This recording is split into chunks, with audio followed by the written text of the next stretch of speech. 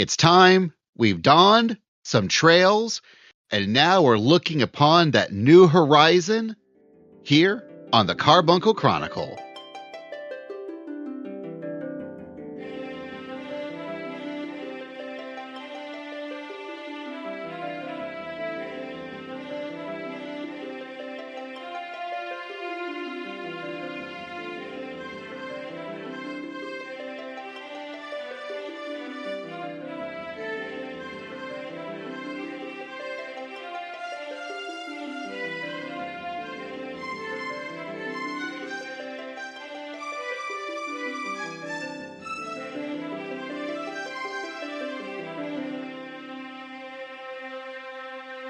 Hello, and welcome to the Carbuncle Chronicle, your podcast for everything awesome in Final Fantasy XIV. I'm Basil, and I play a Lalafell summoner named 4K Rydisuke. I'm Anna. I play a dancer main named Cormier Rydisuke. My race changes frequently. And I'm Tobias. I play Renatolan, a Hume warrior from the nation of Sandoria on the Bahamut server. Nope. Wrong MMO. Or the right MMO, maybe. No, the absolute wrong MMO. Unless we're talking about WoW, then no, we'll see. Worst. Well, I'm Umi. I play a marvelous violet dungeon bunny by the name of Umi de la Lune, and I need a Laios to follow around.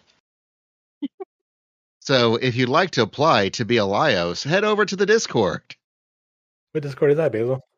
Oh, it's the OSMcast Discord, and also the Carbuncle Chronicle Discord, I suppose. I mean, we have a 14 thread, but not like a 14 channel, because that's just how I wanted to handle games. But sometimes I wonder if we should. But it also seems to work just fine. But the Carbuncle Chronicle is part of the OSMcast family of podcasts, where we talk about Final Fantasy XIV and Final Fantasy related things, like Final Fantasy XI. We talk about what we want. It's true. Ain't that little Basil stop us? This is our Discord now. But what I want are more Moogle tombstones, because that goofy donut earring will not get itself. Good thing we have a few more weeks. I always, at this point, I always do the challenges. I love that they've done those challenges. So the weekly, there's 2 weekly ones and then the ultimate one.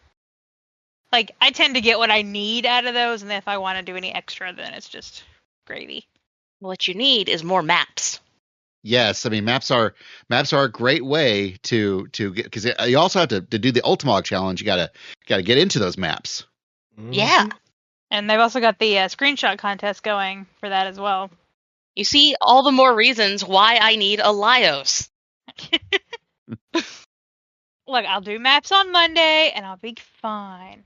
Though if they're portal stingy like they have been lately, maybe not. Man, they have them.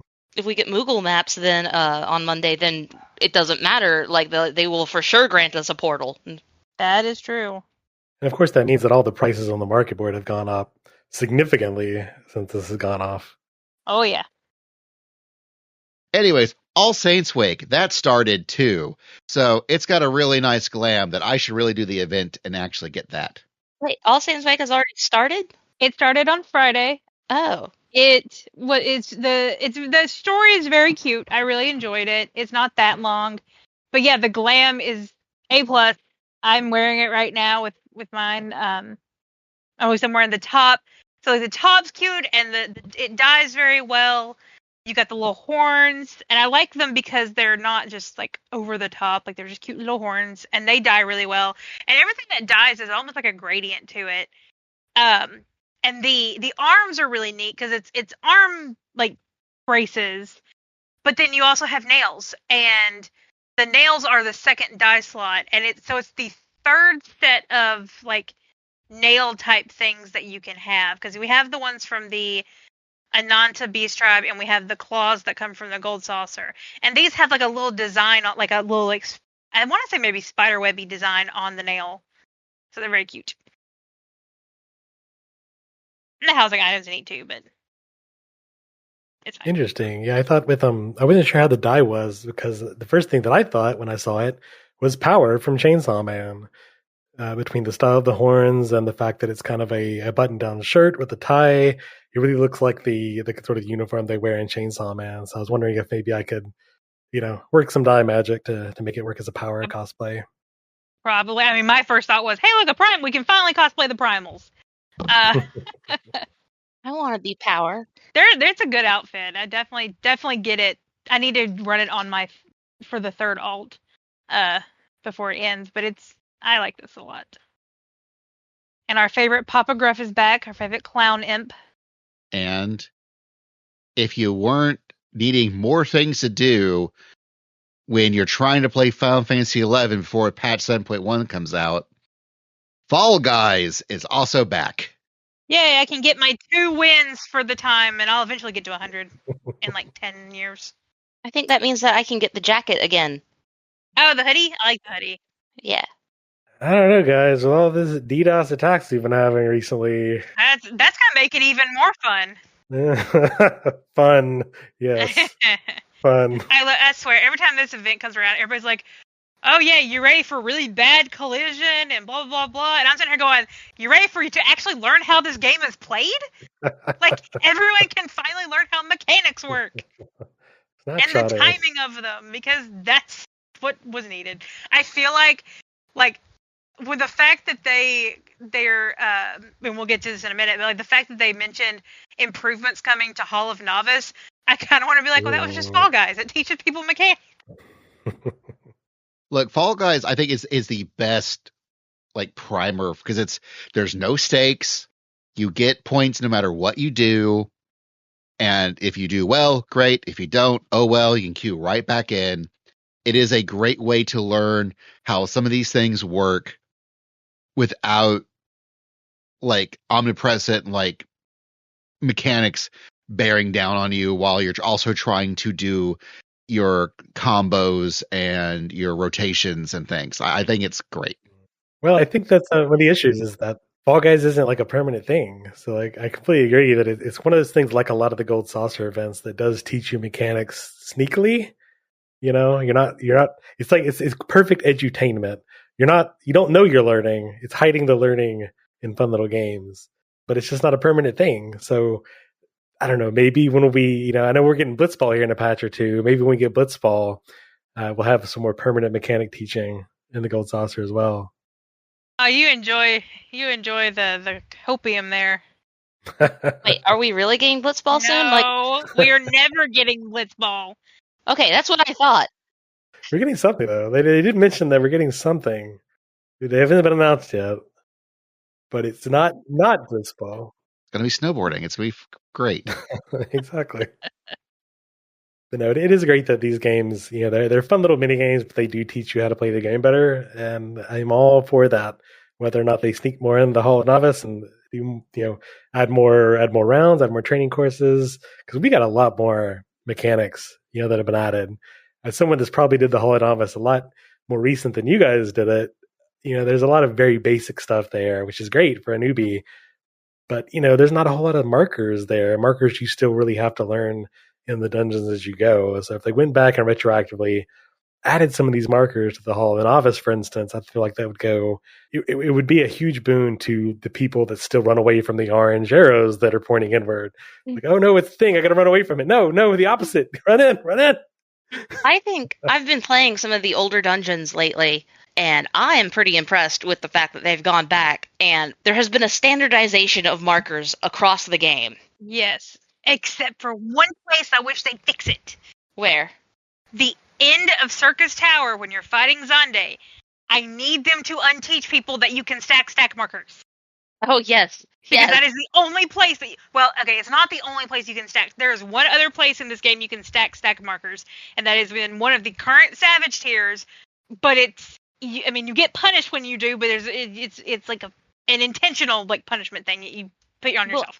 I don't know if you recall, back when that content was relevant, you could not stack those stack markers. If you stacked those stack markers, everybody would die.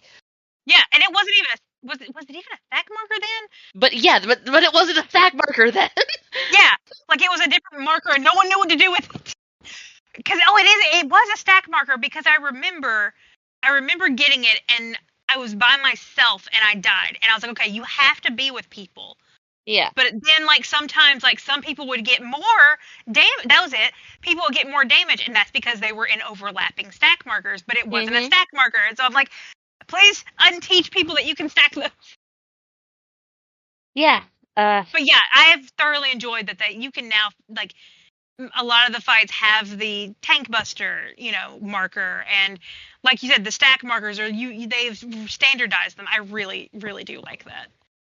And you can learn all about all the markers soon coming to the Hall of Novice with updates when 7.1 hits, probably November 12th. That's probably when it's going to happen based off of, their usual schedule for how they plan things. But the live letter that'll tell us even more about patch 7.1 will be happening November 1st. Everyone will have a trailer, so be on at 4 p.m. Pacific to watch it first. Which I'm very excited. Even I'll be up and like working from home that day. So. It's about Pacific time. What's that? It's 8 o'clock? 7 for you. 6 o'clock Central, 7 for Eastern. No, 7 for the real time zone. Got it. Yeah. But 6 for the correct time zone. Yes. But this one will be, and this one may be a little longer because I know the last one was at Tokyo Game Show. And so this one will get the trailer, we'll get more information, probably a lot more information about the Alliance raid. They already told us who our custom delivery person was going to be. And, that, some of the changes that are going to be happening. I'm excited. I'm excited for more story. And then I'm also excited for 2 weeks after patch, because not only will that be a holiday week for us in the US, it's going to be Ultimate Week. I'm not doing World First Ultimate. I will eventually do that Ultimate. I don't know when, but I'm excited to watch it. Pour one out for all the World First Raiders and Shoutcasters and streamers who will be covering the Ultimates while also trying to celebrate Thanksgiving. Extra bonus props for those who will be streaming, casting, and rating in places like Canada and Great Britain. All places not the United States, where it's just another Tuesday, another Friday, another Thursday. Just a day. Thanksgiving is on Thursday. Yeah. But poor Frosty, he's going to be having to schedule around people. Like, I'm sure a lot of the international casters will be taking a big chunk of things. Yes, Chili, this is your time to shine. Go, Chili. Moogle Go Round Radio Supremacy. But I'm excited. I'm excited because Roommates Ultimate is going to be the best. And like, they've already shown a few things from it. It's going to be terrifying, especially for those of us that did that Savage tier. Like, it was already terrifying enough. I'm thoroughly excited for that. That's also in addition to, Chaos Alliance we're going to get. And then, all the new Unreal. It's going to be a good time for, like, high-end content people. Maybe people will stop saying there's not enough to do in this game. People will never stop saying there's not enough to do in this game. They will never. There is so much to do in this game. It's insane. People will never stop saying there's nothing to do. Once you hit end level, there's nothing to do unless you have housing, or unless you do an island sanctuary, or unless you do the gold saucer, or unless you do the hunts, or unless you unless you have your niche. And it's like, okay, look, if you don't want to play it, if there's nothing to do for you, great. There are many other games. For those of us that have a endless list of things to get done, leave us be. I'm just going to enjoy me and Tobias kicking back, enjoying some nice iced lattes, looking over the scenic vistas in Juneau. Well, Basil, I'm gonna have to take a rain check there because I will actually also be busy Thanksgiving week.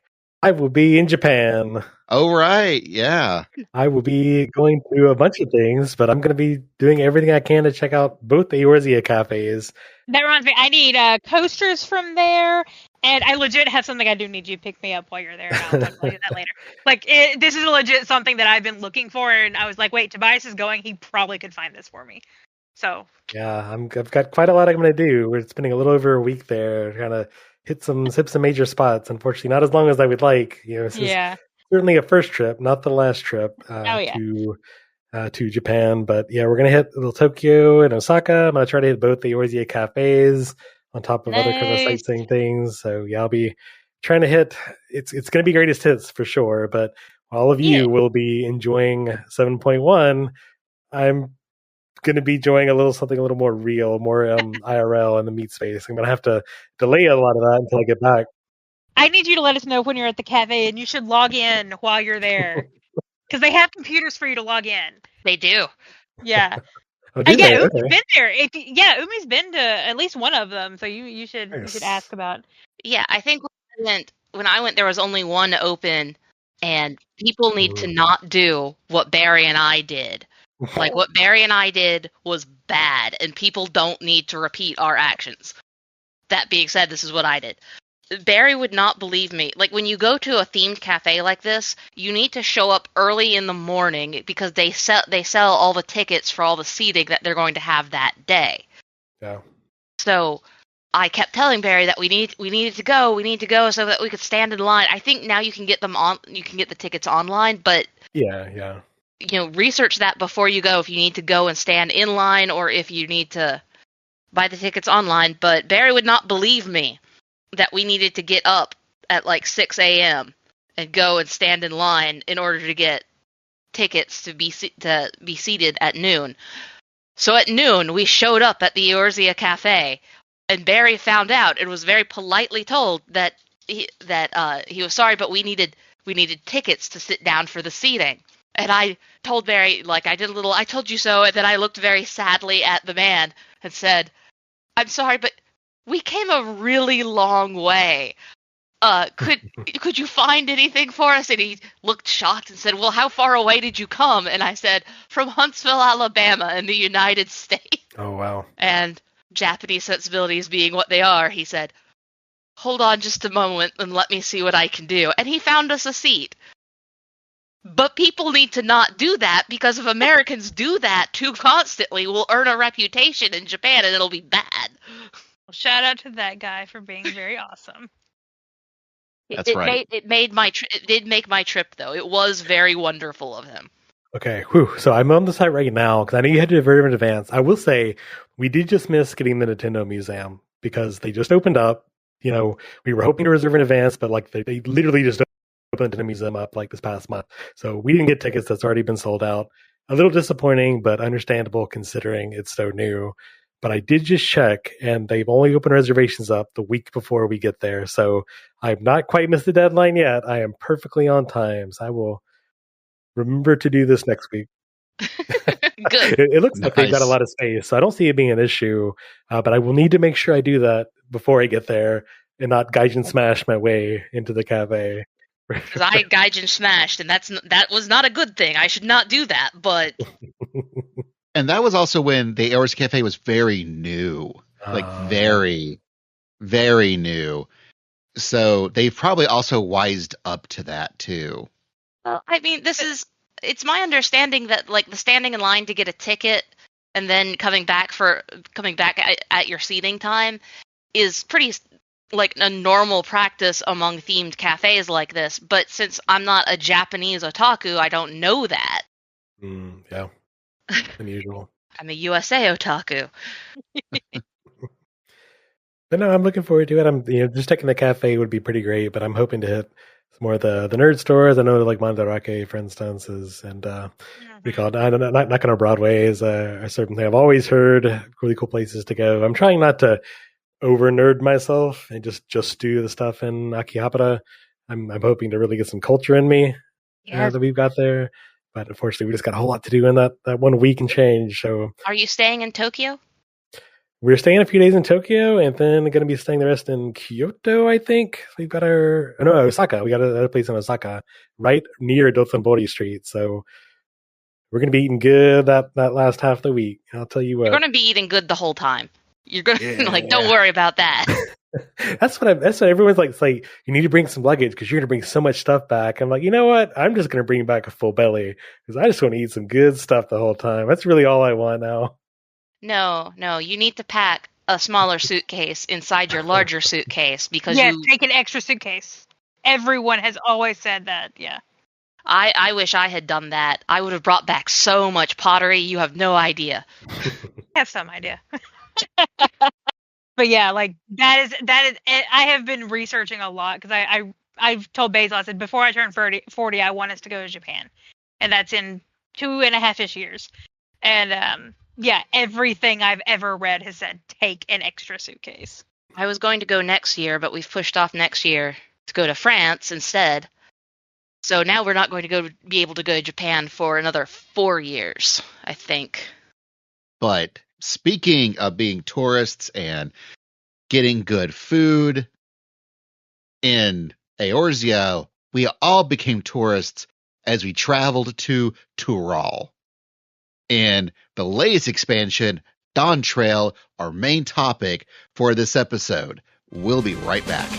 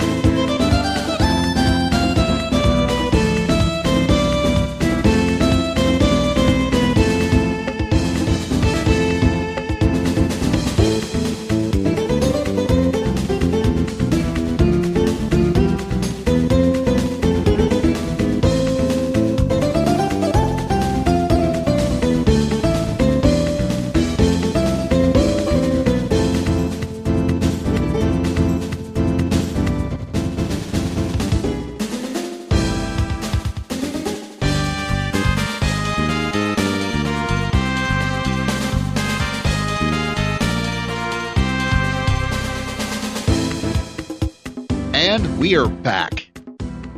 Carbuncle Chronicle, we went to Tural. Well, everyone's going to Tural. It's just what you do. It's 7.0. It's kind of the whole main storyline.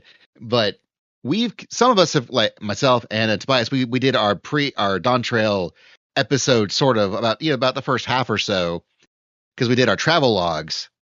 But Umi has also been playing, and we have not had a chance for them to give his thoughts and feelings of at least the initial Dawntrailness. So Umi, how about them graphics? I play on this little laptop. Well, I say little laptop. It's a pretty powerful gaming laptop, but I didn't really see any noticeable graphic improvements. I thought that 14 was fine before the graphical update, and I think it's fine now. Yeah, I mean, I actually agree with that, but yes. It looks good from my end. Did Graha look just even more beautiful? Hey, first of all, Graha was there to look at. I was not expecting Graha to be there to look at, and I feel like this might even be spoilers that I get to look at Graha some. I will say, if you haven't ran it yet, go run Circus Tower, because no other zone, no other dungeon, no other place has gotten such the glow up like Circus Tower. Yeah, the crystals are beautiful. Also, yeah, the aetherites. Like, oh my gosh, like the crystals are so crystally.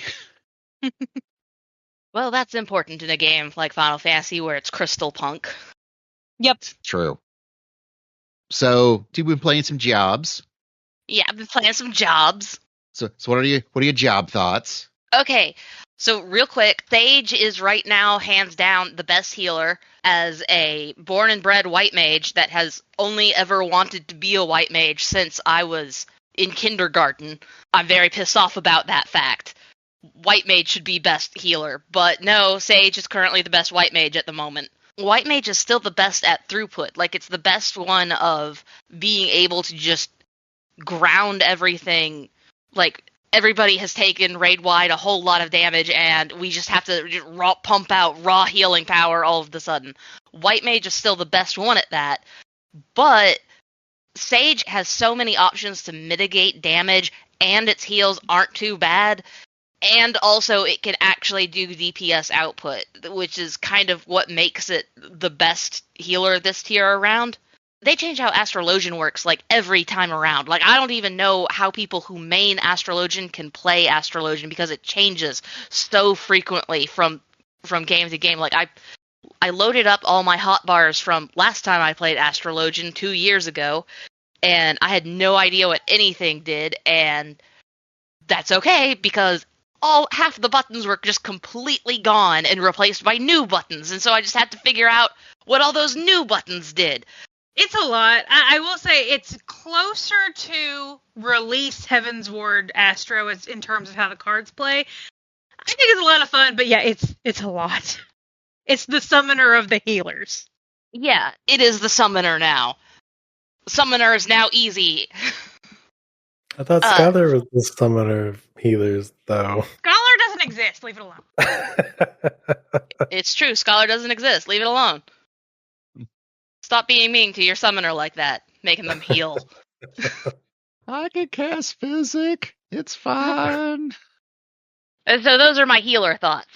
Warrior is, of course, perfect, as always.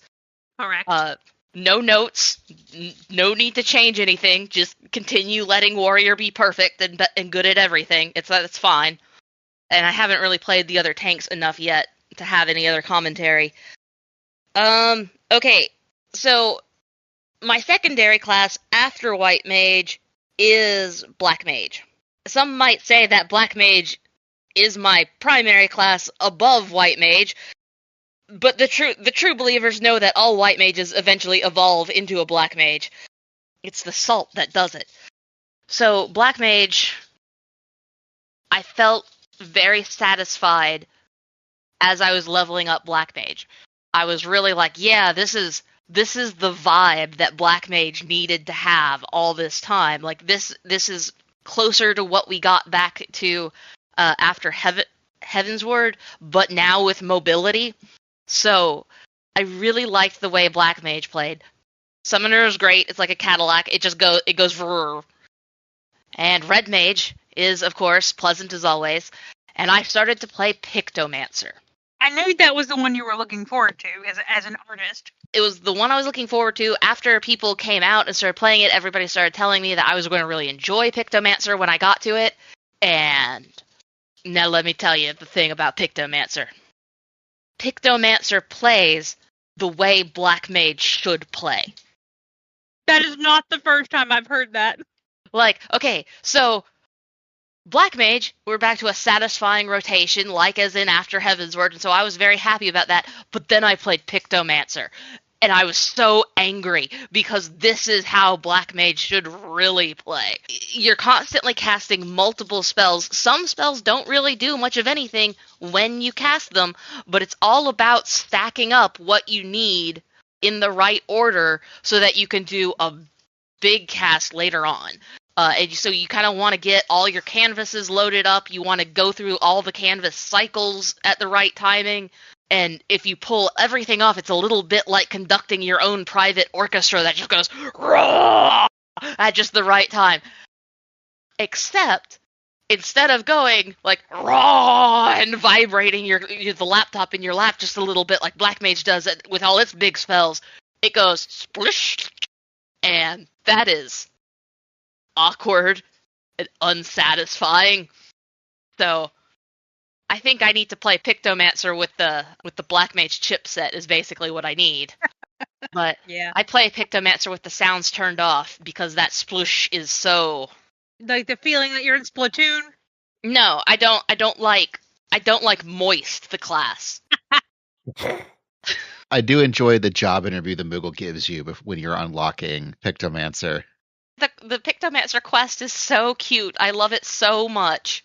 They did a good job on that class quest. Good job. Now, it is a little known fact that people may not know, but Final Fantasy XIV already had brushes in the game that you could equip and wield as a weapon. They were Black Mage rods.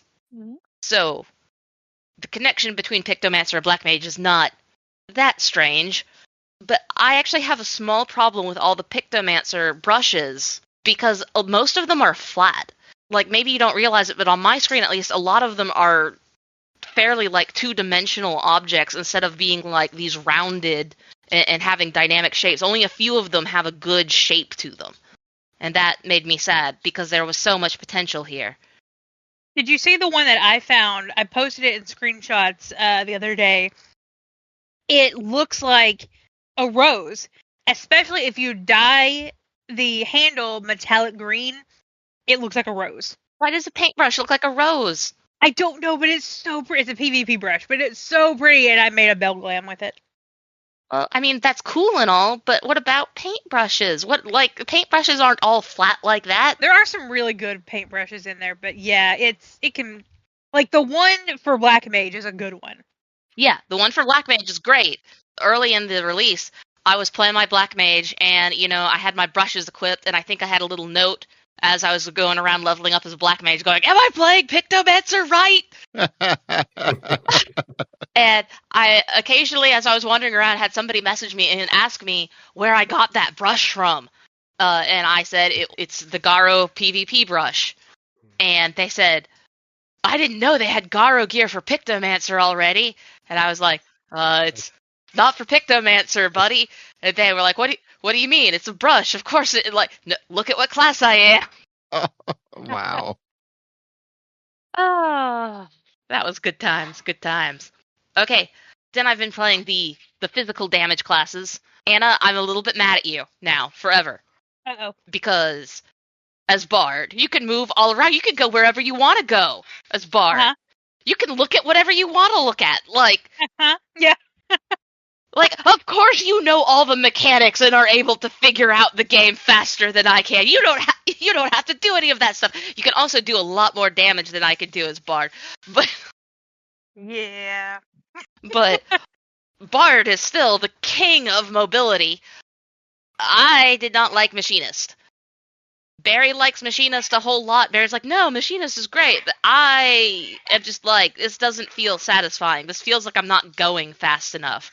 And Barry's like, what do you mean you're not going fast enough? You're constantly pressing the buttons all the time. And I'm like, yeah, but because you're constantly pressing all the buttons all the time, it feels really, like, slow, like you're waiting for that button to finish being pressed so you can press it again. So I feel really rushed playing Machinist, and I don't like it.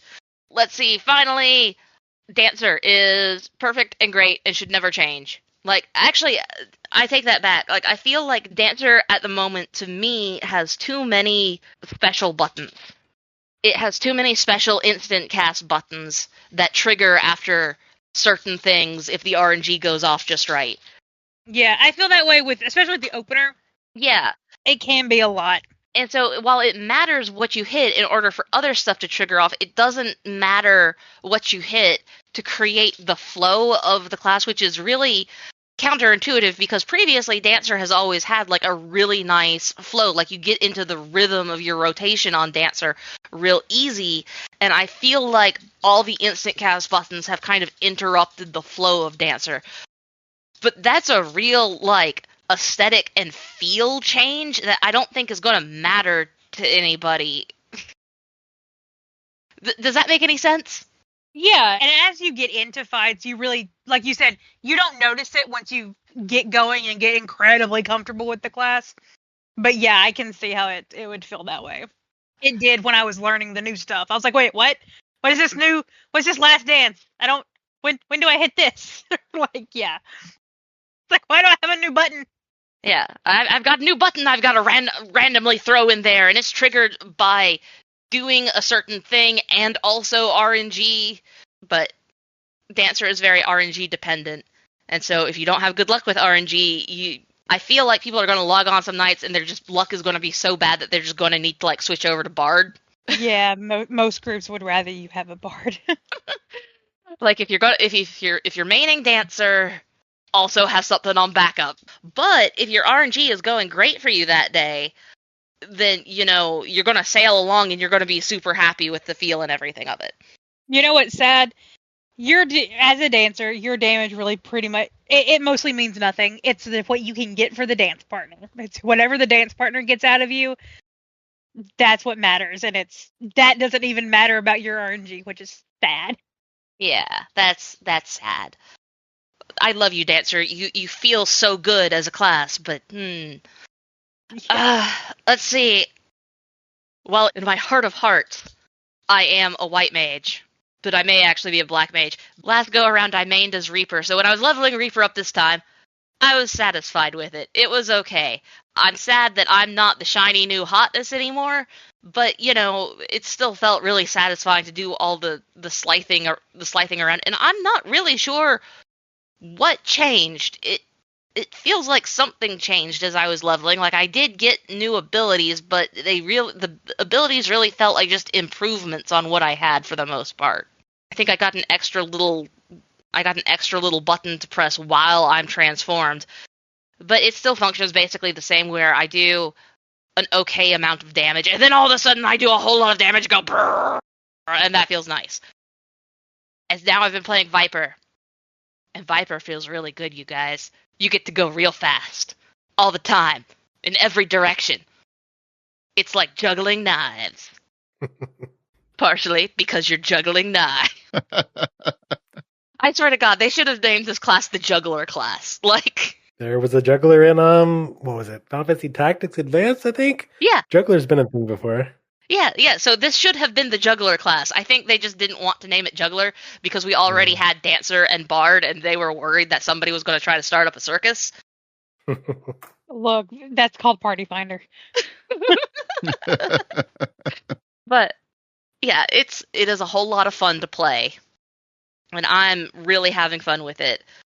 Again, as a Reaper, I'm a little bit angry that it is currently sitting at the obvious darling of the devs and gets to do way more damage than anybody else for no express reason. Oh, no. Our Viper and our Static hates the Picto, because the Picto is like guaranteed crit. Like, one of our runs earlier today, the Picto had 40% crit rate. Like, all of their damage was mostly crit. And like, our Viper was like, I hate you, go die. Like, yeah, the Pictomancer is apparently the DPS darling this expansion. Yeah, it's crazy. Like, you sacrifice the fact that you have to be the moist mage. Oh, the moist mage. It's true though. But they give you the damage instead. Well, I mean, just say the word moist and tell me that everybody in the room doesn't take critical psychic damage. You're not wrong. Before we move on to spoilery stuff, any like general like Turali thoughts about like the new zones and things? Yes. Lots. Do you like America?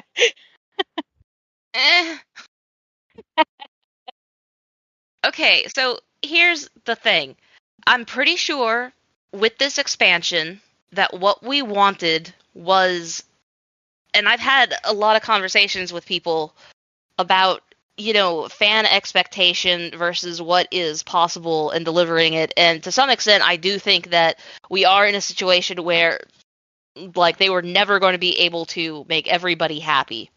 So they were just trying to make as many people happy as they could.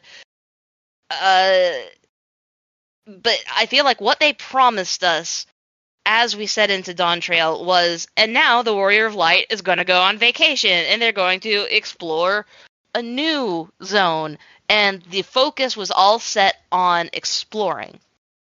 Meanwhile, when we actually get there, the zones are beautiful. There is, in fact, a lot of stuff going on in the zones, just as far as like how things are laid out and how things are set up. But there's not a lot of stuff to do in the zones. Like, the points of interest are too far apart. Does that make any sense? Yeah, I can see that. The points of interest are too far apart in the zone, and what they're clearly trying to do is to impress us with how big all of these zones are. But I think they would have done a better job of impressing us if they had released multiple smaller zones like they did with A Realm Reborn.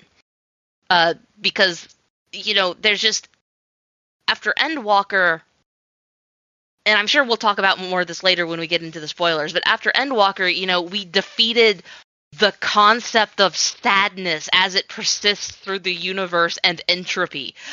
I don't think we can really beat that. We can write a story better than that. So it's expected a little bit that we're going to be coming down from that high. I expected in this expansion that we would be doing a slow ramp up. We would be introducing a whole lot of places. We would be basically setting a new stage for a new grand epic to unfold that we wouldn't quite get to just yet. And I was prepared to be A-okay with that. And so they gave us 6 zones, like they give us 6 zones in every expansion. This is the normal of what we expect.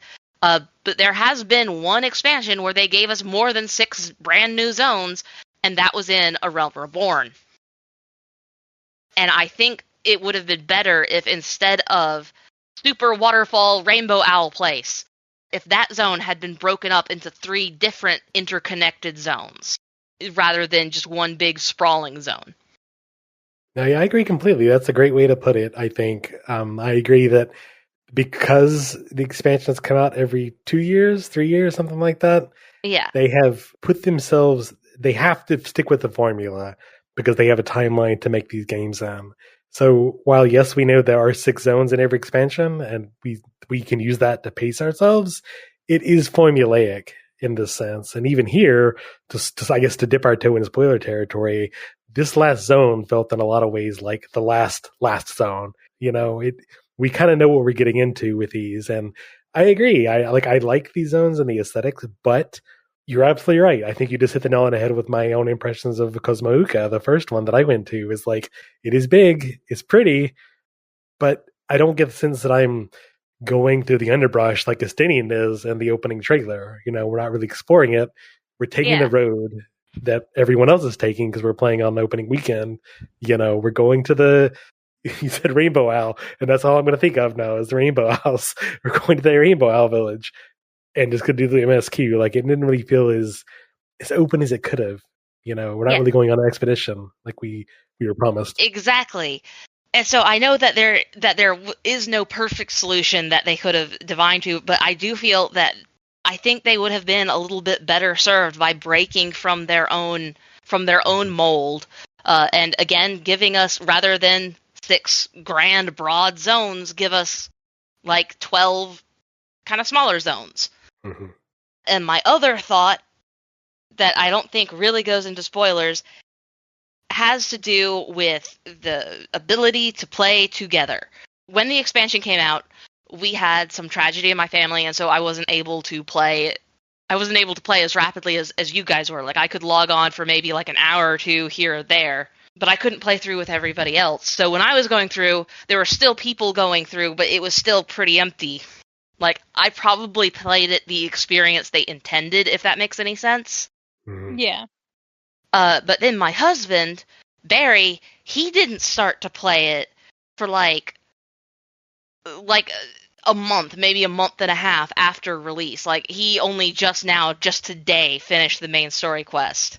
And for him, traveling through, like, the zones were pretty empty. There were, like, he would go long through entire zones and there wouldn't be, like, really much of anybody in there doing the main story quest stuff with him. But the bigger issue is that I kept reassuring him as I was trying to prod him to get him to play it, saying, I'll be with you every step of the way. We'll play the whole game together. Well, you can't really do that because the main story quest has turned into going from cutscene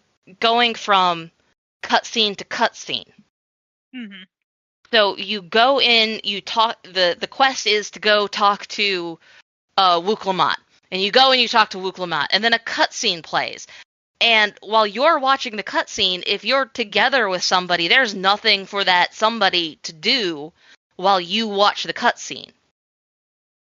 And Wuklamot then says, oh, we need to go visit the Rainbow Owls. So it teleports us to the Rainbow Owl zone. So now that means that while Barry has been transported to the connection between the main hub city, and the Rainbow Owl zone, I have to, like, go manually run from where we were at the castle over to the connector, and then and then find where like they had him materialize for the quest. And then we run to the Rainbow Owl Village, where he then talks to the Rainbow Owls, and he's now cut in a cutscene with the Rainbow Owls, and there is nothing for me to do. It's like they took the criticism that all MMOs do is have you go kill 6 of this animal and then bring back like their pelts. And they solved that problem by just taking out those quests and not replacing it with anything else. Yeah, I can see that. You don't have to worry about ever doing an escort quest. You'll never have to accompany somebody. They make it so that the person just runs along with you at your pace, and that's really convenient. But you don't have to fight off anything or protect them from anything anymore. They just follow you, and it's fine. The exception is when you do get to a dungeon or a trial, but those are scheduled. Like, I know that if he has just completed the dungeon at level 72, then I know that he's not going to have another dungeon to play until he gets to the dungeon at level 74. And then after level 74, at level 75, there will be a trial for us to do together.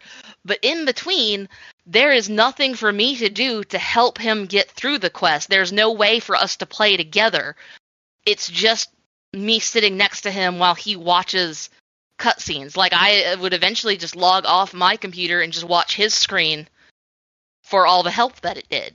Yeah, and like I know that Basil and I ran into that issue some, where I'd get ahead of him, and so then I'd have to like go off and do crafting or something, and wait for him to get there.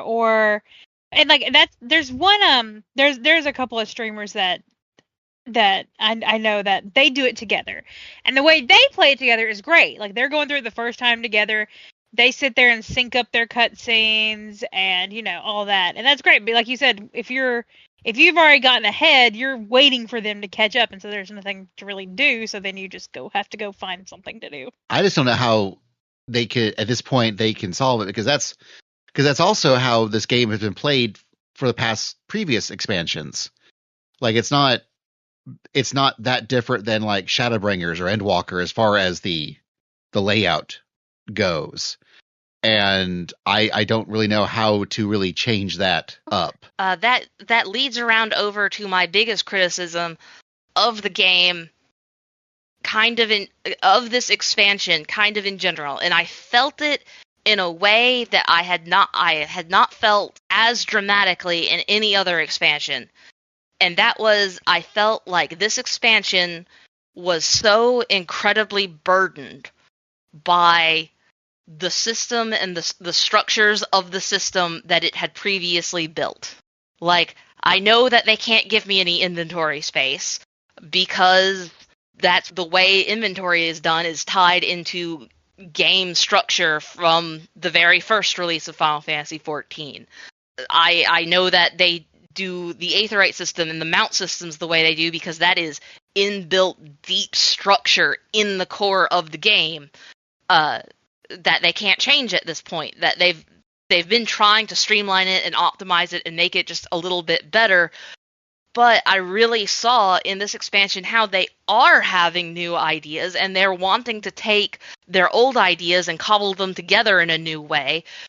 But they're always restricted by the bone structure of what they had before they made this expansion. I very much felt like the developers wanted to be making a brand new game, and they just couldn't, because they have to make the game that they're making. Yeah, it's definitely a question that 14's got to answer, because, we just capped off this 10-year thing. It's like the natural endpoint. But capitalism dictates that the money-making machine has to keep going. And, whether or not you think that the story is great or not, I think, it's perfect. There's a perfect space for them to continue going. But I do agree that, there's no level cap. We're going to keep getting 10 levels every expansion from here on out. And I was hoping, we had kind of hoped before the last FanFest, in our predictions, that they were going to cap the level for real. and do something like, a certain other Final Fantasy themed MMO does when they do like merit points or capacity points or stuff like that, like other ways to quote unquote level up in the future. But they're not going to do that. We're going to get level 110 in patch 8. We're going to get level 120 in patch 9. Like that's just how it's going to go on from here. And what can they do? How more complex can these jobs get? They can't, because we've kind of hit max complexity on controllers as it is. We've seen in this. How many jobs are in the game right now? Just the combat classes, not counting like the crafters and crafters and gatherers. Not counting Blue Mage 21. Okay, so there's 21 classes in this game. That is a pretty considerable number, and that is pretty close to the number of jobs that there were in like a traditional odd numbered Final Fantasy game, like 4 times 4, 24 jobs you expect, plus Onion Knight and probably Sword Saint, and so you can expect there to be 26, that it conveniently lines up with like the number of characters to use for variables is a thing. But also there's 26 traditional Final Fantasy jobs, and we're at 21 jobs, so there's not really a whole lot of jobs that they can explore, and a lot of the remaining jobs from traditional Final Fantasies are really niche. Like, I don't think they're going to make Calculator into Next limit job. Let's go, Calculator! Woo! Oh boy. No, you're right though. But the problem we had is that, like, no matter how they're advertising this, like, this cannot be someone's first foray into 14. Like, I think there was an alternate reality where they could have made Dawntrail the start of an actual new chapter and a new onboarding point for new people, but they've decided not to do that. And you know what? There's no reason to discuss that because they've already decided it, but this is what they decided. So by this point, you've already played through 5 whole games to get to Dawntrail. So, like, your jobs generally. If not your one main, you have a series of mains. You know how to play this game. So we do have this point for here on out where, like, you're used to the way the game plays. You're used to 6 zones. You're used to the MSQ being a single player mostly experience. You're used to the side content being a couple side quests, sure, but mostly hunts and, treasure maps and stuff like that. Like, the fact that we've already gone through the patch for 7.1 and we already talking about it in terms that, okay, here's the new ultimate. What does that sentence mean? The new ultimate. We know because we've been playing this game for so long, they can't. It's going to be extremely challenging them to make something really new with this game itself as a game. So it's tough because this is the MSQ that we've always known. This is how it is. You play it like a single player experience. Now, on the other hand, there are other Final Fantasy games out there that you play together where the story is not so baked in as cutscenes, but you actually do things collaboratively. And maybe we'll see that in a couple weeks with Juno the First Walk. But I will say that it is very interesting for me to be playing both 14 and 11 at the same time because they do drastically different things. And it is not so easy just to say 11 is old and it sucks. There are certainly some creaky parts there, but they are very different games. And it is fascinating to see those comparisons being made, even now, because there are parts in this flashy new game that don't really hold up narratively or structurally because they are railroading you into the story they want you to tell. Well, I think, Anna, I know you've been playing some of the older Final Fantasies while at the same time playing some of the newer Final Fantasies. Like, I know you've been playing 16 a whole lot, and I think I also saw you playing 3 recently. Yeah, I beat 3. I'm about a third of the way into 4. Yeah, so playing, like, comparing Final Fantasy 3 to Final Fantasy 16, and not just talking like technology upgrades, but in Final Fantasy 3, they were almost solely focused on the gameplay. If they happened to tell a story along the way too, that was nice. But their story was never planned to be the broad sweeping epic that Final Fantasy 16 focuses on almost entirely. Yeah. So it is a question of what are they well, what makes a better game? What can they really do with 14 at this point?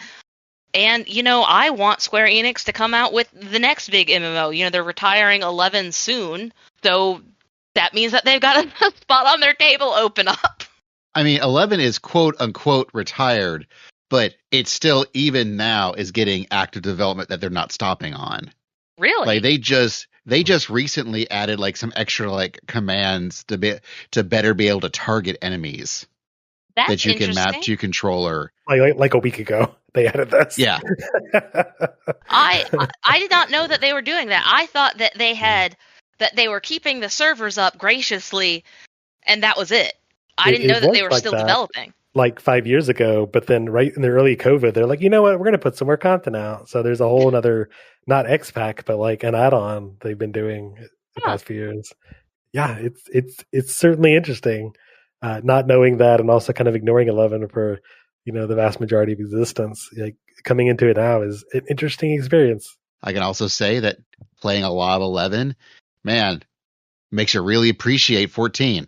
Like it really makes you appreciate what 14's doing.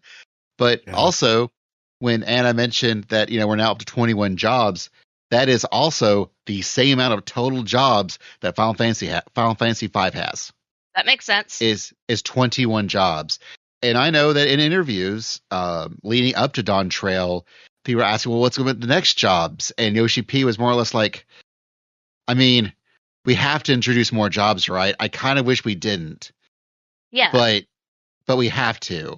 Yeah, are y'all going to like it if I say only one job next expansion? Come on now. Well, I sort of feel like they have introduced as many playable races as they need to introduce. They could introduce more, but they've already had so many problems with the last two that they added that I don't see why they would. They have as many jobs as they need to add into the game. They really don't need to add any more classes into the game. Like what Tobias was saying and what you were saying just like further cements my opinion on that they just don't need to add any more. We pretty much already know all our classes. We know how all of them play. They play a little bit different, but how many more elaborations on that theme can you really do and still be good?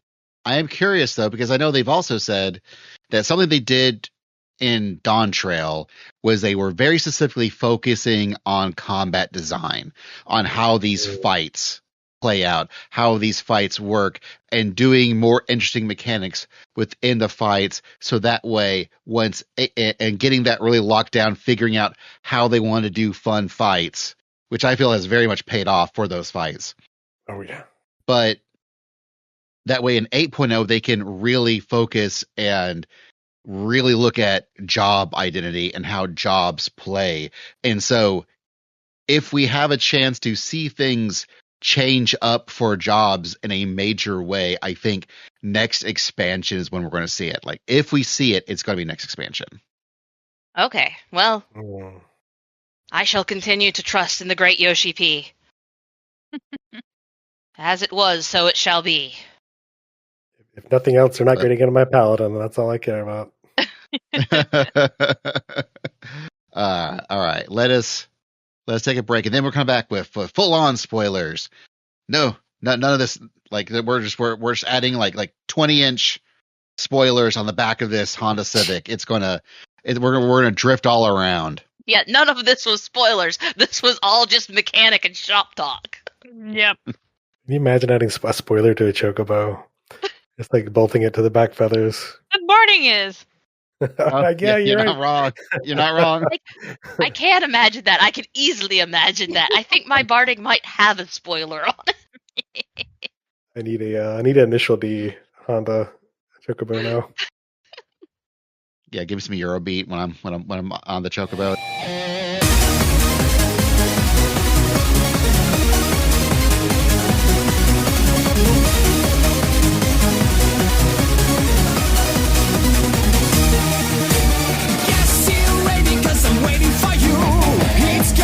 So excited, got this feeling really deep in my soul.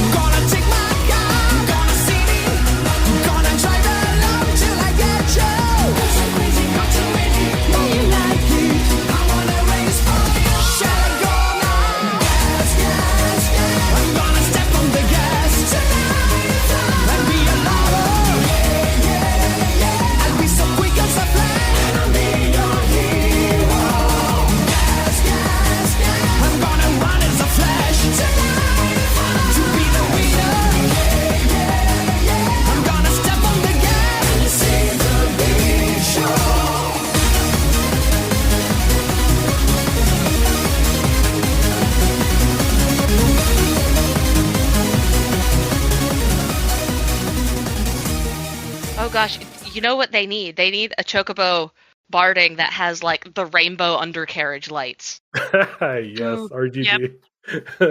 I'm surprised that didn't come out of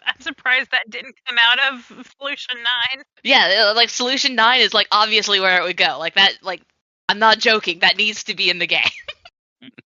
Give it time. They've already said that they're ramping up the amount of rewards we're getting in the patches. So of like things you can unlock and get. Okay. All right. And once again, we are back. We're talking about Dawntrail, and I'm going to kick it off by saying this Dawntrail might be my favorite expansion, actually. What? When did that happen? Right now, mic drop. Yeah, like it's like I've been not wanting to say it Oh, for a couple months now. okay. I really liked playing Dawntrail. I really liked its story. I liked the characters introduced. And for me, the last zone hit me in all the ways Ultima Thule seems like it hit everyone else. Okay, that is a point of okay. So I totally see where you could be coming from with this. The last zone does have the potential to hit really hard, and it's especially relevant with a lot of stuff going on in the world today. It was, in my opinion, a really poignant look at a bunch of these things. But also, that problem that I spoke of before with expectations versus what was delivered. Like, a lot of people went into this with the mindset that this was just going to be a fun vacation because that's what they told us it was going to be, and we all sort of knew that we weren't going to reach the high that we had been in the previous that we had been in Endwalker, and so we were okay and prepared for that. So when they added in all of the Alexandria stuff, it made everything feel too compressed. Like we didn't get enough time to hang out with Wook Lamont, and we didn't get enough time with the Rainbow Parrots, and we didn't get enough time with like the people in the underbrush. We could have sat there and explored Final Fantasy Arizona a lot more. But 3/4 of the way in, we kind of get sideswiped with all this Alexandria stuff, and it's intense and it's good, but it's so dense. It really feels like two stories in one, because we have the first half, the rite of passage. What do they call it specifically? So like that's all one story, and like it feels like everything after could have been like a patch content. The point 1, 2, 3, 4, 5. But it's like so they've jammed two stories in one. I can definitely agree that it feels compact in a way that even I'm thinking like Shadowbringers didn't feel that compact really. Endwalker did, because we went all over the world. We were jet setting all over literally the earth and outside of the earth. It feels to me like the same complaint that everybody has about Stormblood, where we are doing the Alamigo storyline stuff, and then just kind of in the middle we pick up and we go to the Far East and we do that storyline stuff, and it's really like two different stories jammed together, even though it does interlock and it is all part of one thing. It may have been better for the pacing and the story if they'd let it sprawl out a little bit more. Oh man, for me, this was Dawntrail's. What if he did Stormblood right? like my problem with Stormblood was that we were bopping back and forth, and I really wish they would have just done the Alamigo as its own chunk, and then Doma and the Far East as its own chunk. Yeah. And they made you bouncing back. Dawntrail does that. South Tyrol is its own chunk. North Tyrol is its own chunk. Like, what I didn't like out of Stormblood, they actually fixed for Dawntrail. And I totally get the feeling of everything feeling extra compressed. And I totally get that, and I would not have minded more like neat little side quests and things to pad things out to give us more excuses to go run around in these big zones. Yeah. But I also, everything that we did I really enjoyed. I absolutely loved the trading mini game that we kind of go through with the Pelu Pelu. Yeah, it would be nice if they included like an actual mini game of that. Well, all good RPGs need one quest line that's just trading things to get other things to trade things to get other things. Like This one was just very direct about it. And no, that was actually pretty fun. I really enjoyed the whole quest line with the Rainbow Owls, where we're actually solving the problems as they're intended to be solved. Because Wook Lamont wants to actually like do the thing that they always did, and it turns out, oh, that's actually the solve for the problem they're having. They just all forgot about it because it's been so long since they've done it, and they've always done it. So they don't realize that that's the thing, versus, Kawana's like, bringing the Charlian tech to do the same thing. Like all the things that we do was all really good. Now, if you ask me, would I have liked to have done more of that?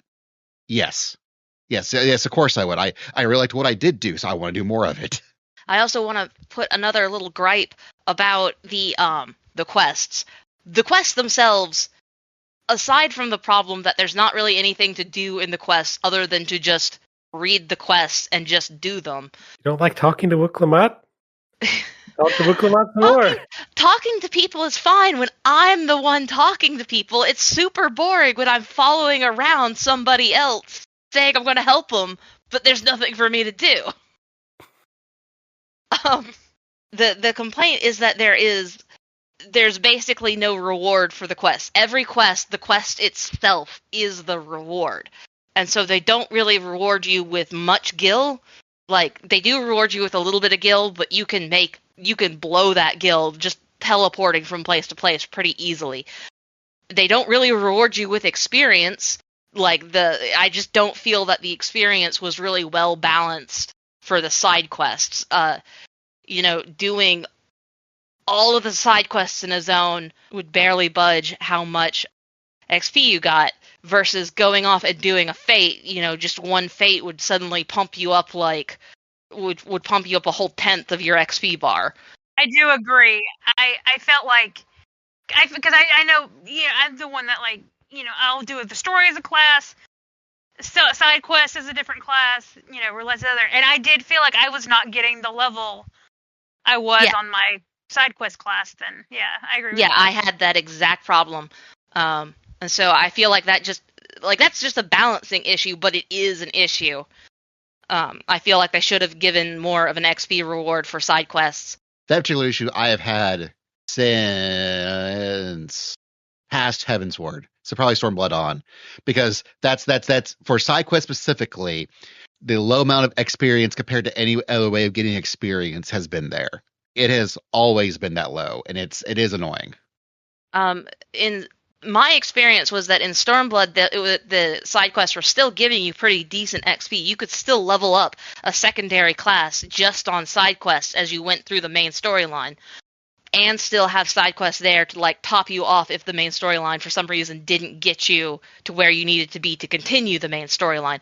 But in this expansion, it really felt like if something happened and you were now behind on XP and the main story quest isn't getting you to where you need to be, that doesn't happen. That didn't happen to me this time around, but I did feel like if it had happened, I wouldn't have gotten enough experience from the side quests to really make up for it.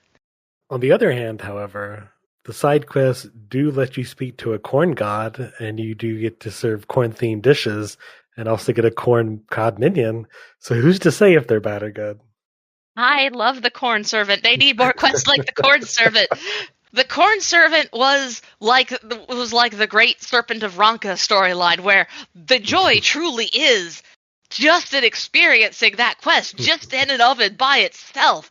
Truly a great quest, but it's also nice that you get a little minion at the end of it. And I feel it's very comparable to the Great Serpent of Ronka. Yes, I agree. I'm so happy that the Great Serpent of Ronka comes back. That was the best. I was just so delighted by that. The one thing I'll say about the compaction, I guess, of the entire story is that we do have 5 patches to go. We compared earlier to Stormblood, and you think about Stormblood, like, we don't really see Tsuya's whole deal, and we don't get the Tsukuyomi fight until like 4.3. So if they give us like an emotional banger like that, I will be pretty happy. And even in the in-game dungeons, I was really wanting to see more of Shaloni. I thought Shaloni was cool, but it was one single zone. We get all of North America into one zone, and I kind of wanted to see more of it. It really kind of shows you that the Japanese have a very narrow perspective of what what North America is like. Well, and one thing that can help with that is remember that we will have Criterion and variant dungeons, and those are usually really good for exploring an area that we haven't really explored much. Yeah, and we might explore more of Eorzea in Canada, Final Fantasy Canada later in reality. Did we get to anywhere in Canada this time around? I want to say technically Yasulani and Heritage Found are pretty up north there. Like it feels really compact, but like it's a bit of a distance away from Texas that Shaloni is supposed to be. I think that's sort of the hope is that the city, Alexandria, was supposed to be near the border. I don't know how true that is now, but we certainly have a lot of space to go there if they decided to take us up there. But regardless, I mean, I guess the point I'm getting at is like I wanted to see more of Shaloni almost immediately. Because we get there, we get this I like the Shaloni music. It makes me feel like I'm in a dive bar, like a really sad dive bar. So I love the Shaloni Day theme. And immediately we get Vanguard, where they take that dive bar country, twang and turn it into a fucking EDM track, and it is amazing. I love Vanguard, and Fulgur and Fire was like, oh man, right? When that happened, I flipped my lid. And at the end of the game, we get Tender Valley. So they, again, take the Shaloni theme, but give us a different version of it. It feels more Mesoamerican than, the sort of country twang of the original theme. So, like, we got to see more of Shaloni through Tender Valley. And so if we get more of that. That theme also is mixed in with the, I forget the dungeon. It's in Shadowbringers, where you're going through the Ronkin ruins. Katana Ravel. Oh, Katana Ravel. Right. Yeah, it's mixing it with Katana Ravel at the same time. What was it? That dungeon? We were going through it. I flat out went, "Is this just Katana Ravel again?" And all the people I was with going, And then we get to rock because I had our friends Phil and Damia. They were like, "Corbin, I have to be with you when you go in this dungeon." I'm like, "Oh, okay, cool." I don't know why, but okay. So for FanFest after Shadowbringers came out, I made a giant ass Serpent of Ranka for the costume for the art contest. Like that was like my spirit animal, the whole expansion, and I still love that thing. I use that emote for everything, and so they knew how much I loved it. And so they were like, "We have to run this way." I'm like, okay. So then we're going, and as you're going through the dungeon, there's some buildings. When you go, it's before the second boss, but in that area. And if you look to your right, there's like a village. Like there's like all these buildings. And when we were in there, I remember Damia saying, "Hey, Sil, notice the pattern on the buildings." And at the time, I didn't know what it was. But when you look at it, the pattern of the buildings are the rings of the Serpent of Ranka. They're the colored of the rings of the Serpent of Ranka, and it's so funny. And I didn't know what it was. I'm like, okay, that's cool. So we keep going, and then you go into this one room, and you see the Serpent of Ranka's face above a door, and I was like, oh my god! And I was so happy. Like at that point, I was really happy. And then you get to the last boss, and I screamed so high, so loud, because it was the Terali. There's a Serpent of Terali, and I was like, all right, this made up for anything I didn't like about the expansion. Again, I like this. I said before, I like this expansion. Was not my favorite. I am an ancient slut. I love all the ancient stuff. The entire game, every time we got to a trial, I'm like, I want to use my rock. Like, fine, trust, great, but I want to use my rock. Let me use my rock. So then when we get to the final zone, the final trial, and they sends everybody away. Once they send Graha, Kryl, and Wukamat away, I went, yeah, let me use my rock. I was just so happy when Graha showed up. Like, I had reconciled myself that he's going to go away this expansion. You know, he was the center of attention 2 expansions ago. He was a pretty heavy player last expansion. I was prepared to accept it that my boyfriend was going to have to, you know, stay back on his little, like, scholar people island. Yeah. That's sad. But then no, then he came anyway. He came for me. He knew I missed him, and he showed up just to tell me that it was okay. I like Graha. I like Ishtola. They've never been my favorites. But the second they walked through the door, I was like, my cats! I was so excited. I was so excited to see It's like them. they said, so fandom, we know you like glasses cats. Well, here's a glasses cat. And we were like, no, this glasses cat is moldy. Look, he's green. No, I do like new glasses cat. I do. The moment that he throws his key tome up and shoots it, I went, all right, I see you. You like moldy cat? I like. Oh no, he's Baha Graha, or he's Grab. Bahatia. Yeah, or Bahatia. That's what it is. Yeah. So, like, he's so cute. Like I said, I wasn't sure how I felt about him. That was the moment I went, all right, I see you. So my prediction for the story, when I was first starting the story and I got introduced to all the claimants, there's the firstborn son who is the actual son of the king, and by all rights is the only one that should have actual claim to a monarchy. But aside from that point, the monarchy isn't that long, so the king can do what he wants, and he's decided to have his adopted children also be eligible. So then you have Moldy Cat, who's the smart one. And then you have Wuklamat, who's clearly the heart. And so clearly Wuklamat is going to win. Like, if you have any question that Wuklamat is not going to win, you haven't been paying attention to any fairy tale told to you ever. And then you have the one that everyone hates. You're not ever going to like this character. He's here for you to hate. Why the fuck did I root for him at the end? This game should not make me like characters. Why did he become everybody's baby? He did! Because this expansion is when 14 decided it needed to be One Piece. It is. But anyhow, so my prediction was going to be, obviously Bulko Jaja is the Goldfish Poop Gang. He's going to show up to thwart us. He's going to be a relatively hard problem at the beginning, but then he will become a laughable joke by the end of it. That is not the way that goes, but it sure is what I thought was going to happen. And then, like, the oldest son's whole thing is that he wants to start an expansionist war outward because the people of Turali have forgotten the suffering of war. So he's going to solve that by bringing war to them. And it's such a stupid idea. It's just so moronic that I thought for sure what's going to happen is, as they go through these trials, he's going to be swayed by Wuklamat's heart, and he's going to turn around good. Meanwhile, Moldy Cat went off to get that foreign learning, and he's come back with all these crazy new ideas, and he's not paying enough attention to the traditions and ways of his own people. And what's going to clearly happen is he's going to get all frustrated with the fact that they're not doing things his smart and educated way, and he's going to turn evil. So I was really surprised when the opposite of those storylines happened. Yeah. Look, Zoral Ja watched Code Geass, and it changed his life, but not in a way that it should have. He wasn't supposed to relate too much to Lelouch. Changed his life, but not in a way that anybody wanted it to change. Yeah.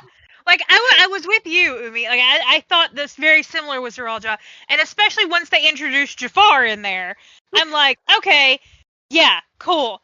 Jafar's he's the one we're gonna be kicking ass. Like, it's, and then, no, and I wish there was, and I've heard a lot of things about this, but I wish there was more with Zoral Ja. I wish we could see maybe like a little more of the 30 years he was gone. I wish that Bakul Jaja, that his heel turn had a little bit more time to play out. A little bit, yeah. Like, that was one of the story points where I feel like we forgave him too easily. But at the same time, I'm totally on board with forgiving him. I just feel like we needed a little bit more. One thing I do appreciate is, while we forgave him, we did not forget, because I do like that, Wukamot even does say, I'm going to forgive you this, but you got to make up for shit you've done. Yeah. And he does. Because, the whole Valgar Minda thing, it's like, dude, you could have really hurt somebody here. That was beyond Goldfish Poop Gang level of stupid. That was really ugh. Which, given that he did something so dramatically bad, it would have been nice just to have a little bit more time to brace for that character spin around. Yeah.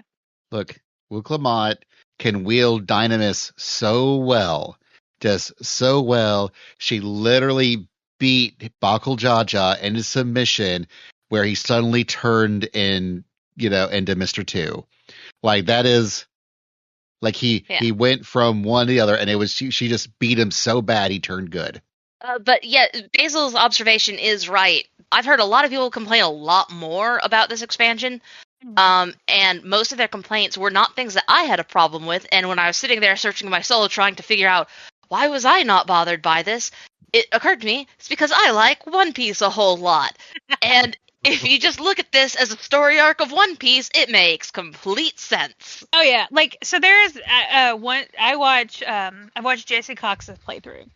Yeah. And he pretty much, anytime Wukamot does something, he has a little Luffy face that he puts over her face. And it's very true. But there's something that there's an observation that he made that, and I thought this at some point, and Basil, he'd even said something similar when discussing Sphene and her whole thing. He's like, it's what if Emmett Silk's plan got put in ChatGPT? That's what comes out. So...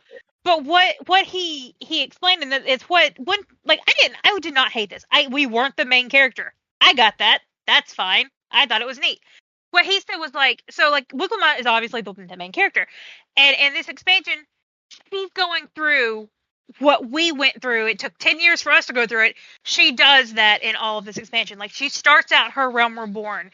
She then goes, to enter her Heaven's Ward with, all these conflicts and these things that have happened, and understanding people. You get to Stormblood. There's, again, you're understanding all these different people, and then you get to, Yaslani, and you get to Heaven's Ward. You get to, or not Heaven. You get to Shadowbringers. You get to the world, the new Shard. You get to this. What is this place? We don't understand what's going on. Like, where are we?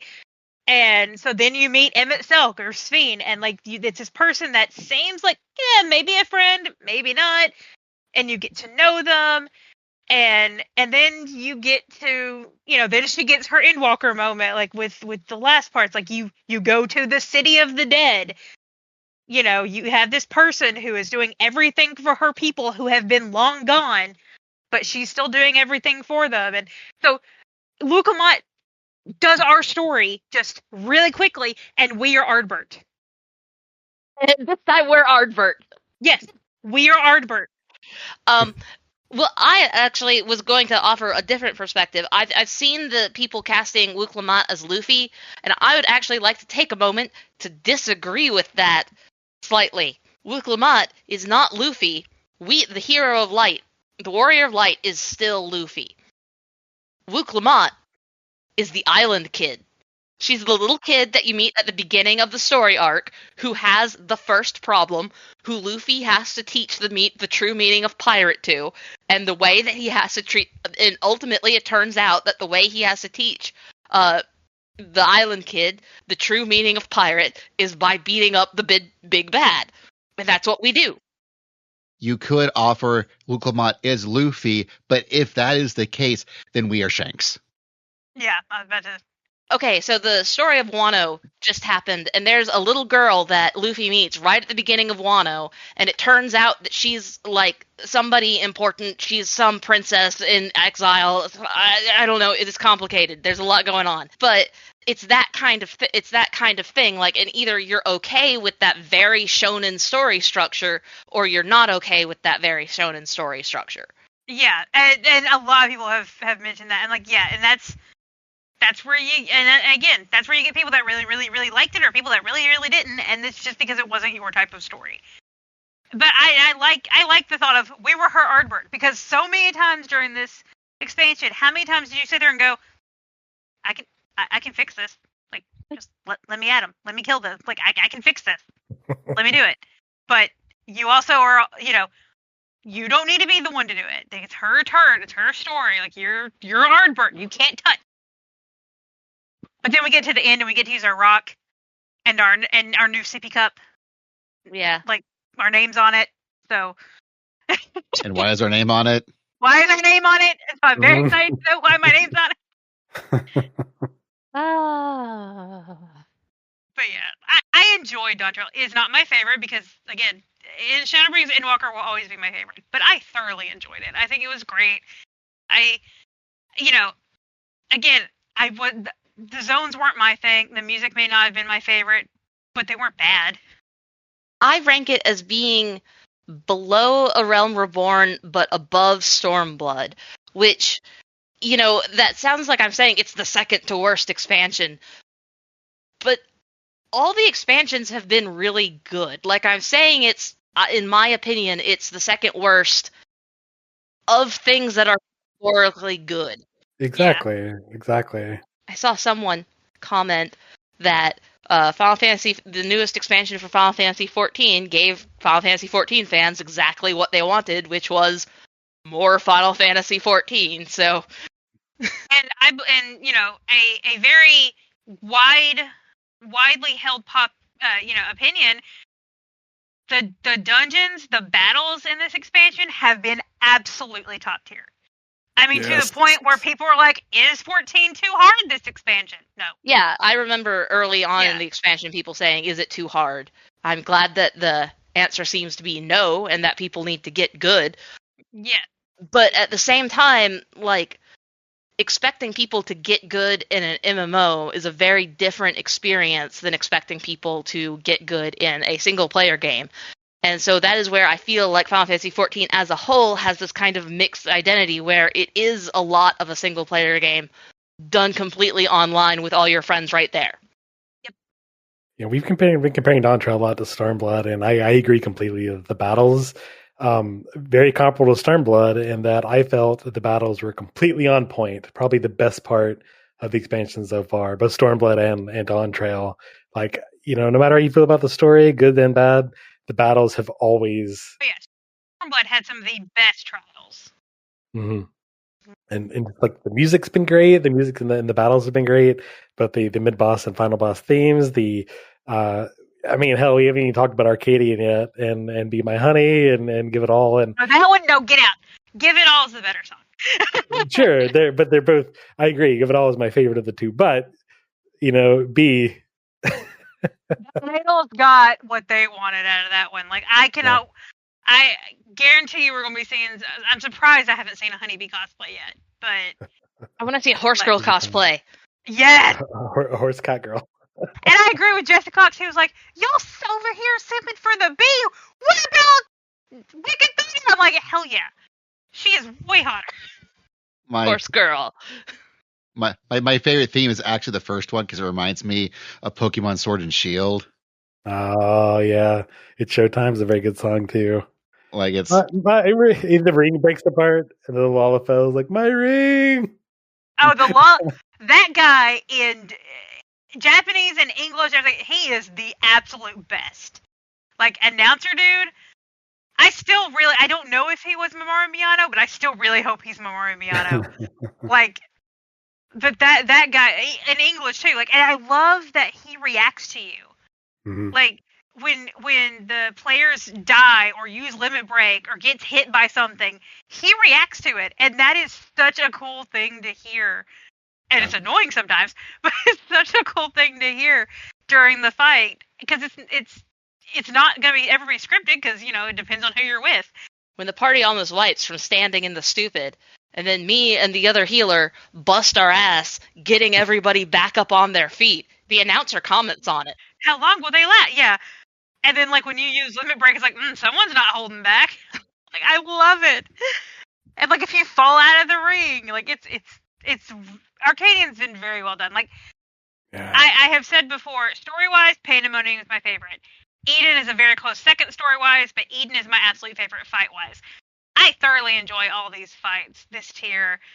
Honeybee can be annoying, but they're all fun, and I know a lot of people were saying they were super easy because, you know, they got beat very quickly, but replayability has been a lot of fun. Like, they are, and even normals. I do normals every week. I get my gear piece every week, and I have my RNG thing. I pick a class, I go in, and it's fun to get to go in with a class I may not know as well, except for Scholar. I always change out of Scholar, but like, it's fun to get to do that, and it's in these fights, even though I do know them pretty well, it's still fun, and no, but every time I go into one, I hear the Pokemon da da da da da da da da da da da every time.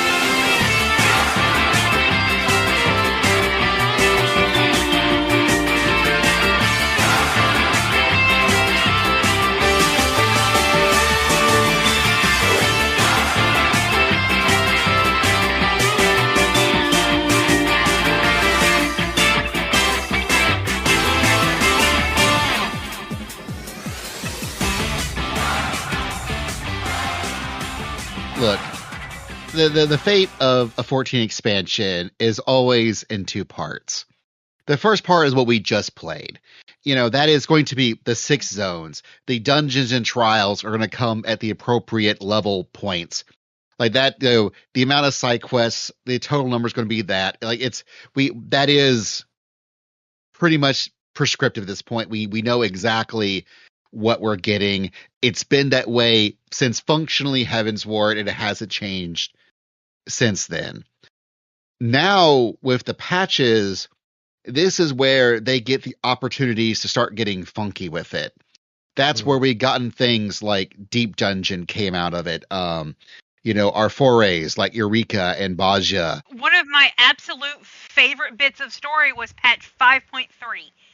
Like, Oh, yeah. the patch, I'm so excited for the patches. Like, I enjoyed Endwalker patches, and so I'm so excited to see where it goes. Like, they've set up things like is Aaronville actually going to fight eventually? He ditched the backpack. I want to see him come back as a beastmaster. No, he's going to be a calculator. We decided this. No, he's a beastmaster. Calculator. Calculator. His specialty is animals. Yeah. He is going to go train with the beastmasters. Or Blue Mage. He can come back as a Blue Mage. Yeah, but he's going to come back as a calculator. I can see it there. He lives in Charlian. Like, you know, we're getting a chaotic raid, which is what if we take a 24-person boss fight and tune it to be more like a savage fight, but 24 people have to deal with it. Like, that is, and it's a boss from Realm Reborn. You know, yeah, it's Cloud of Darkness. Like, exclusively, Mr. Ozma, our combat director, had an idea, and this is him seeing if this idea actually works or not. And but this is weird. They get to get funky with it. This is like now our things are going to get interesting. This is the time where they actually get the chance to play around with formats. That's not even thinking about what we're going to do with like the Galactic Exploration stuff. That sounds like it might thematically be similar to all the Ishgardian restoration, but on a cosmic scale. So does that mean we're going to get like different planets as diadems? Or have you considered getting different shards as diadems? Because we know that there have been 4 calamities. There have been 4 calamities, which implies that 4 of the shards have gone the way of the first. I thought there were only 4 left. I don't remember. I need to go back and read. I don't know. I could examine the lore and find out, but I don't want to. Yeah.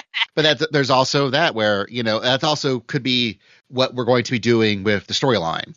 Like they've recently said that they've already plotted out the broad strokes to get us to 10.0. So there is at least 3 more expansions worth of storyline that they know they want to tell. And that was one of the things was like, now we have this galactic or interdimensional key thing that can merge reality, like shards to fuse shards together. So what is going to happen? Like that, there's a lot of questions that we don't have answers to. I have one question that I want to ask everybody as a roundtable. It kind of redirects us from what we've been naturally flowing talking about into a very specific spoilery section of the story. What do you guys feel about the resolution with the unlost world? Like, what do you think that was all about? Like, what metaphor do you think Yoshi P was trying to tell us? AI bad. Okay, Basil says AI bad. Anna, Tobias, do you guys have anything else? Like mine was living for you can't live forever. Like it's no one's gonna like living forever is just not something that can happen. And because like having was saying, the resources required would be too much. Like you would never have enough resources, and it would get too many people. And you have to learn to let go and to have that loss. But because I think Graha even said, is there someone that passed away you wish didn't? If you could say your goodbyes to someone that you didn't get to, yeah, like that, yeah. There's totally like at least 2 people I can think of that I would love to be able to talk to and at least speak with one more time. Honestly, my actual thoughts are this could be its own episode of this podcast. is just talking about this zone and about this zone, its ramifications, what Sphene was trying to do, like what are the stories that they're trying to, what are the parables that you can glean from it? Because I feel like on the one hand it comes back being like it's sort of like obviously making a commentary on transhumanism. I feel that it comes down surprisingly on the side against of transhumanism, which I don't know if that's surprising to anybody else, but like most things that I've seen when they start talking about transhumanism, they start talking about the possibilities of it. So this is the first thing I've really seen, the first work of media I've really seen condemn the possibilities of transhumanism, going, yeah, it would be great, but it would still be too much. But also, I have had the thought, and this is the part that I wanted to say in this section of the spoilers before because I want to get this idea out there. I want other people to think about it. What if we're overthinking this, and it's really just he's warming us up to the idea that one day we'll have to turn off the servers? Oh yeah, yeah. Like Final Fantasy 14 can't go on forever. One day we're going to have to turn off the servers. I mean, it's definitely that writ large, right? Like, sure, that's part of it. And yes, I mean, there are literal servers, there are literal virtual people that, can take shape into certain ways that may not reflect who they are, either physical corpus and reality. Yeah. You get to be a lot of things in this virtual playground, and you even get to do in a virtual arena where you get to fight virtual monsters. Yeah, like I completely see that.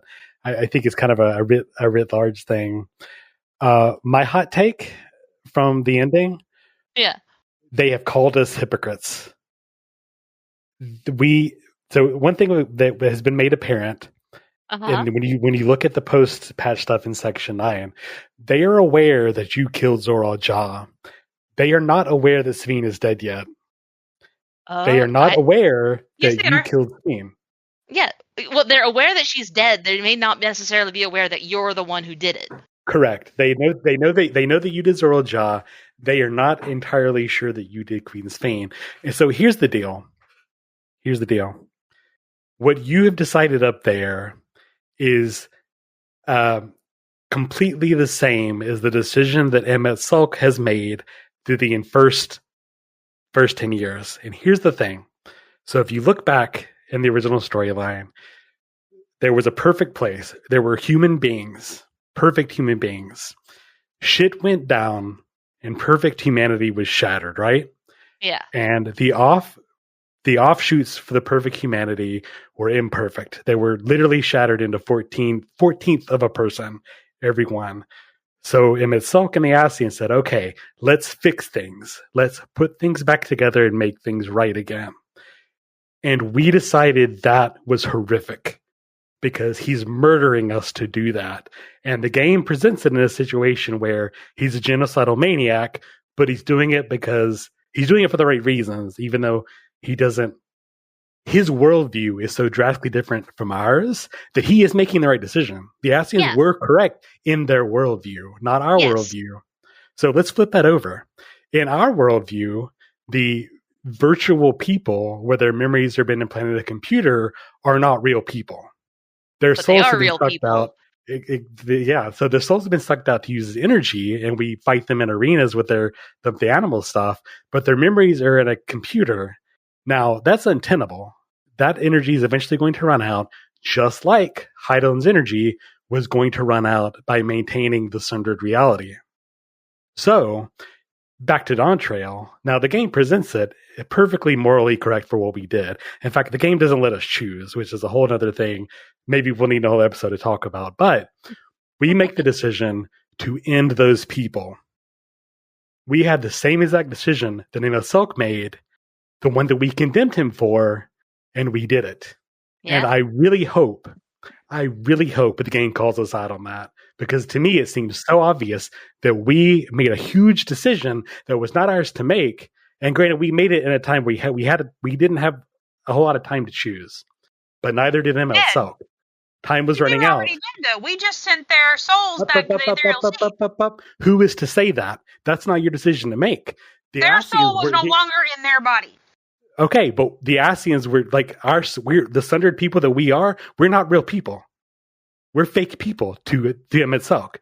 We're not real. That's why he doesn't care. That's why he doesn't care to kill us, because our ether is going to go back to the live stream and eventually work away. So you see what I'm saying? Like, it didn't matter that Sulk murdered the Allegan Empire. The Allegan Empire murdered all his people, because in his brain, it all goes back to the live stream, and it's perfectly okay. So likewise, it's perfectly okay for us to shut off the servers, because in our brains, they're not real people. But the hypocrisy is who are we to decide that? That's the other thing, and I never got a clear picture with this. When they take souls, so the Endless are fueled on souls. But what about the souls that are essentially currency? Like, they use other people's souls so they could have backup. Yeah, I get the impression that soul energy was just like gasoline, and there were also like people, like personalities, memories that were used to serve as the personalities for these robots. I think the trick. I thought that it was running just on ether. Like, there was only so much. Like, at the end of the day, there's only so much ether, and when they use up all the ether in their own, it doesn't like. All this, like, whether they washed it of souls or not, it doesn't matter. It was still just a ether absorption conduit. No, they were running off souls. They took memories out of the souls. If it was just ether, they could figure that out. But like the ether, I think we could probably figure out something more to that, because we have like the Isle of Ham and all that, like, places with condensed ether. Like, if that was ether she needed, there's so much of that, especially with the source. Because that was the problem with the void. They needed ether, and when they came there, I was like, oh, there's abundance of ether. No, they were taking people's souls. Yeah. And what they've said is that, what a person is constituted by their memories and their soul. And they were separating the two, and they are using the soul energy as a currency to keep up pre-existing souls. And I think souls were also being used to power living memory. But eventually, the situation is untenable, because you keep spending souls, but you're not generating new souls. Yeah. And so it is. But also, when you're talking to people in living memory, the memories even go, oh no, we're super dead. We are just memories. You should shut us off. This is bad.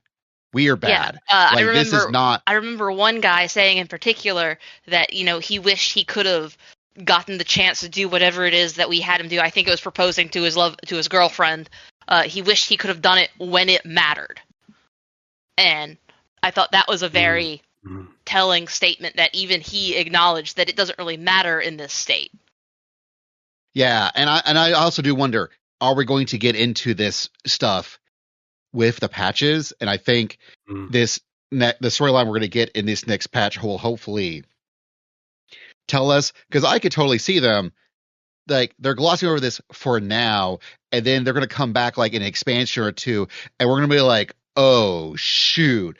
It's kind of like in Shadowbringers when they took the concept of astral and umbral, and then they went, hey, by the way, you know how you thought this worked? Actually, it's the opposite. And it kind of blew all our minds. So I'm kind of waiting for that moment to happen with the souls and memory. Personally, I was incredibly frustrated that we ended it not going, the regulators got to go. Like, you cannot live like this anymore. Like, if you're going to be on the source, no. But I also wonder, by doing that, would we be releasing, because I know that they've taken souls from our shard, but I wonder, there are probably souls that are in the reservoir from their shard, and or from even other shards if they ever went to any other ones. So, I wonder if any souls are going to get rejoined. I can make an argument for keeping the regulators on as they are presently. And live how they are until they run out? Yeah, keep them as they are until they run out is basically the same mentality of, have you ever tried to take a helmet off a kid that is used to wearing a helmet? Yeah. My nephew had to wear a helmet for a little while, and then when it was time to take the helmet off, he bumped his head and hurt it on so many things because he was used to having that protective shield just around. So it could be very seriously dangerous to these people to just remove their safety net because they're so used to it. They need some time to get used to the idea of not having it. No, I completely agree. Speaking of the way they're going to fill in gaps, because they compress the storyline in the MSQ, the Arcadian storyline is giving us a lot of look into what those regulators really do to a person over a long period of time. And the fights have been great in Arcadian, but this story, I can already tell it's going to go some really fun places. And that's another thing, again, with loose ends that they need to tie up eventually, between Arcadian and the little boy with the Levin sickness. We can fix that. Oh yeah, Barry was super angry that they didn't address the little boy with electrum sickness. We have a whole thing to fix your soul. We can do this. We have the technology. It's called a pig in LSA. Why didn't we address that? Because we got to have room to tell the stories in the patches. Again, it's one of those moments that we're standing there going, we can fix this.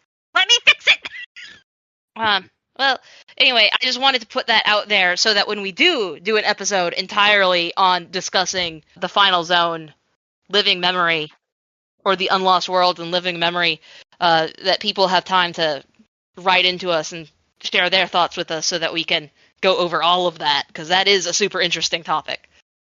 It is. And also, I'd point out that we have now crossed the 2-hour recording threshold. So, for Tobias's editing sanity. Thank you, Tobias. I could spend 30 more minutes talking just about living memory and crying on audio about living memory. So it's probably best for all of us if we don't bawl for 30 minutes about living memory. It's that again. That zone hit me unlike.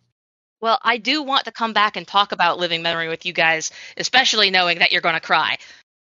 It's funny too, because I talked to Basil a bit about it, and he and I cried at different parts, really different parts, honestly. And I think that's really kind of fascinating. Is that when I think about it, there's 3 distinct big points in living memory, and they hit everybody differently. That'll be another episode. I'm going to have to hit the stop. We can't keep talking. We got to stop. Okay, well, one more time, real quick, before you hit that button. I need a Laios. Please find a Laios for me to have. This has been an episode of the Carbuncle Chronicle. If you've been listening for this long, thank you. Also, can you find me a Laios? Like that's our call to action for this episode. Don't forget to hit like and subscribe, but mostly find me a Laios. Don't forget to hit like goes in its drive. Laos. I can't. So the editing is done by Tobias. Good luck. Our theme is based off the OSMcast theme done by AJ Inabito. You can find his stuff at inabito.com. But it's been contextualized, recomposed, or rearranged. That's the word. That's the musical term by Anna. You can find our website at carbunclechronicle.com, which will literally do the OSMcast.com, but that's fine, where you can also find things like the OSMcast Patreon and the OSMcast Discord. Come on, join us, talk to us. Like, that is the best way to get a hold of us and let us know your thoughts. You can also check out our YouTube channels. We have one for the OSMcast and one for the Carbuncle Chronicle. Leave us the good reviews on things like Apple Podcasts and Spotify. We also have social media. Sometimes it's mostly at this point myself and Tobias on. Well, Moomy's also on Blue Sky, but there is an account, but it's not being used. I do use mine. You can find mine at its Basil time. Anna's is Angel Darkfire, but there's no A in dark. And then Tobias is it our Tobias? Yeah, it's our Tobias. But honestly, if you want to check me out, you should go to YouTube and go to the Carbuncle Chronicle channel, and you should go look at my MomoCon video that I put out. I don't think like a month or two ago. We had a recording for our Music of 14 panel, and it was great. And I'm glad that it is out there on the internet. So if I have one thing you should check out for me, it's that. Go check out YouTube. YouTube's great. Hey, Anna was also there. Anna was there. Anna was there, yeah. I was not there because I was doing a cooking anime panel at the same time. You were in the back. Yes, correct. And then finally, you can find me doing stuff on Twitch. It's at It's Basil Time. All my stuff is It's Basil Time. But where sometimes I do stream Final Fantasy 14. Hopefully around this time I'll be maybe streaming some 11 finally. We'll see. You're streaming Dragon Quest 11? Why? What does that have to do with anything? I mean, it's a good game. Everyone should play Dragon Quest 11 at some point in their lives. Until next time, even in Tyrol, never, ever forget, you tank the Bone Dragon up north.